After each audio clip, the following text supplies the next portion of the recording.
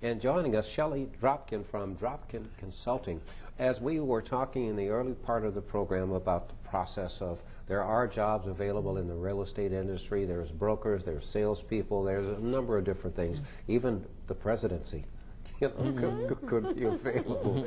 Well, are there three things that people need to think about most before they even begin to go for the job, or that the employer should think about before they think about hiring? Absolutely, Maurice. What's really most important is for the employer to first begin being clear about what do they need to have done. What's the job description that needs to be filled, essentially, and what are the key competencies that are necessary. And then based on that description, hiring against those competencies or those skills that are needed. And really setting up an interview process where you really address those questions and ask those of the prospective candidates. We typically don't spend enough due diligence in that part of the process. And then the third thing is to also make sure that you do a background check on your folks. On the prospective people that you want to hire. Those are the three things that typically that are oftentimes not done enough, and you can run into all kinds of problems. So let's turn that process around. You've just outlined everything from the perspective of the employer. Right.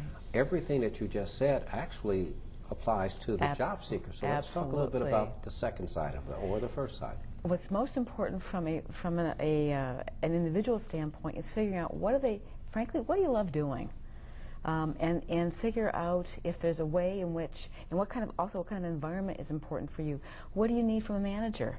What we know typically is that employees join companies, but they leave managers, because there's certain things that they need to be able to get when they're on the job that makes them want to stay there or not. So it's really, they're trying to find something that's a good fit for them. Now, there are times, given these economic challenges right now, where somebody may choose to take a job that may not be the perfect fit for them because they need a job. And that's okay. But I think the key thing is if they don't enjoy the job, then the likelihood of them being retained, staying with it for a longer time, maybe minimized. Now, we're looking at different circumstances than when I say my parents. Yes. When they took jobs, they would be there for life. For life, absolutely. And the factory would not close, and you'd get a little gold watch or something, Right, and absolutely. you would just go on. But the average person in our lifetime today, younger folks, they may have between 5 and 12 jobs in a lifetime. That's absolutely correct. Maybe more. That's absolutely correct. What's also important is that you, as an employee, that you're continually learning. So continuing education, is that your point? Continuing learning is absolutely pivotal. Absolutely pivotal, because you're likely going to be in a job instead of lifetime. We're talking about 2 to 3, maybe 5 years at a time.